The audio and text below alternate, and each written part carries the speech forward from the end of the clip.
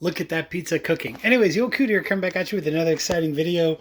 This particular pizza that I'm making now is just simple. Tomato and mozzarella, kind of like a margarita pizza.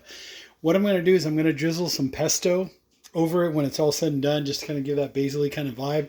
If you look at the pizza I made just prior to this one, in this one, I'm kind of getting used to how this thing works, right? And I think this part was a little too thin, maybe a hot spot, and that's why that burned. But otherwise, I mean, look at how beautiful, how crusty that pizza is. This basically was an eighth of an inch when I rolled out the dough. It rose to about a quarter of an inch. What I did was I sprinkled some semolina flour onto the pizza peels that come with it. And another quick tip, I see this misused in a lot of videos, is don't do it like this. Invert one of these so that they kind of come together like this. That's how it's supposed to be. But anyways, sprinkle this with some semolina, put your dough on the peels, go ahead and put your sauce on. Another tip is don't over sauce your dough, otherwise it gets too watery and then it sticks and then you create a huge mess in your Piezano. So the trick is 2, maybe 3 tablespoons max of sauce for like an 8 to 10 inch pizza is plenty. And you end up with this kind of beautiful thing. For cheese, you could use a low moisture mozzarella, or you could use something like this, right? Blend of Parmesan, Asiago, Fontina, mild provolone. Then what I did was I put on some of these, right? Uncured pepperoni, no nitrates. I put on some red onion chutney. You could put on some anchovies, which I did. You can kind of do whatever you want to do. Pizza is pizza. Make it whatever you want. Anyways, this pizza is almost about done. And I got a huge bubble here. So what you want to do is, look at that steam burst. What you want to do is, this is a moment where you can take a fork and just pop the bubble.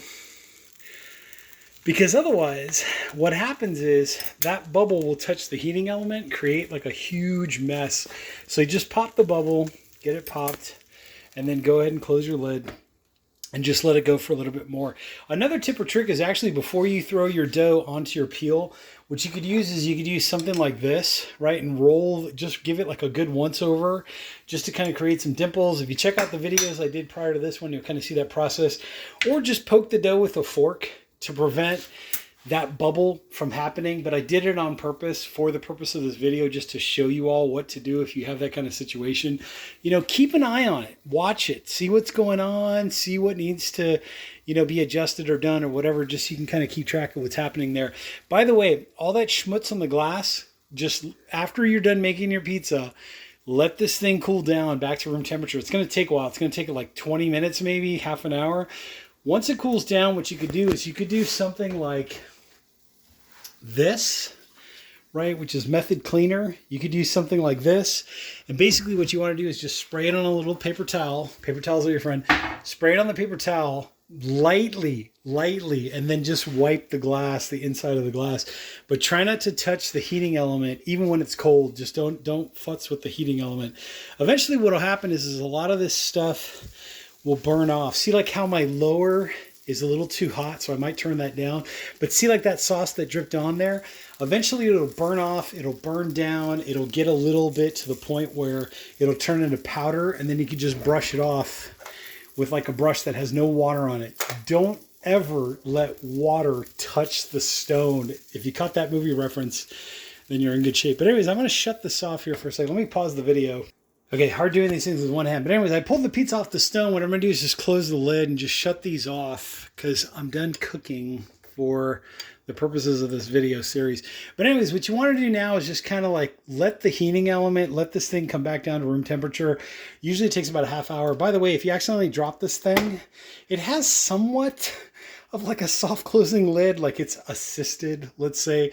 Originally when I first got it, it was like closing a little bit more softer. And another cool feature, if you have, like, these are cool to the touch as long as you grab them here, but you may want to use mitts. You may want to use mitts like this. This is the Oxo Good Grips. These are the silicone, right? Silicone oven mitts. Basically, you can use something like this to kind of help to move that stone if you're afraid about burning yourself or touching the top lid, which might happen. You might burn like the top of your hand. So wear oven mitts if you can. It just helps to prevent, you know, an accident or whatever. And then what you can do is you can rotate the stone to kind of rotate out these hot spots. See, I was getting this hot spot and it was hard for me to turn the stone. I didn't lift the lid the right way and bad timing. But anyways, what you can do is you can rotate the stone. So you can pick it up by both handles, pick it up, rotate it so that you avoid this hot spot. And the reason why the hot spot happens is because the heating element, either the dough got too close to the heating element or that part that's in the middle there was just literally right over. That's basically, I think, what happened. But anyways, I'm going to close this lid. Just let it cool down naturally. Don't rush this process. Let it cool down naturally. Once it cools down, then what I'll do is I'll take the stone out.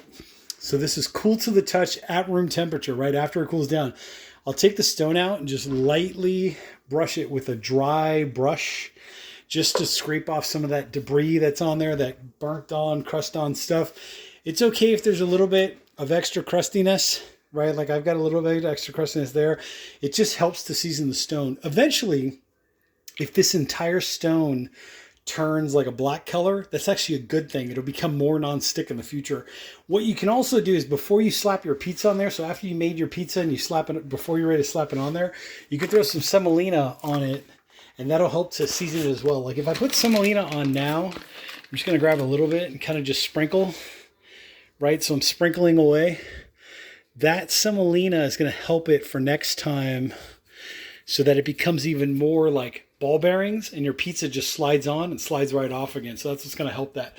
So anyways, I'm getting a little smoke action. Let me go ahead and close the lid. But anyways, not bad. For 2 pizzas, and each one was less than 6 minutes, like true to the advertising as it was. I got to say, this thing is pretty amazing for cooking a pizza that fast. Definitely better than some of the local restaurants around here.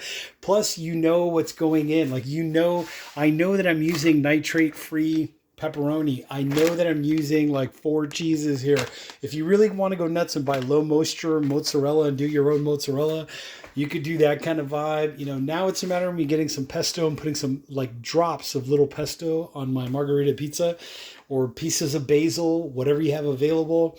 If you wanted to go full-blown sauce and make a pizza sauce with some herbs and some spices and that kind of vibe, you could do that as well. I went simple tonight, just basically tomatoes. Cento is a good brand. It kind of has like a little sweet and sour thing going on, maybe a little more sour than sweet. And then this pizza had the pepperoni. It had some of this on there, the red onion. It had some anchovies, right? Anchovy fillets on there. But anyways, I'm starving. This looks amazing. I'm going to get ready to eat. Anyways, links will be down below in the description to some pretty cool products that I use. Go ahead and comment if you have any comments or questions. I'm the Old Coot, and I'll be back with another video review, maybe tomorrow, maybe the next day, but sometime soon.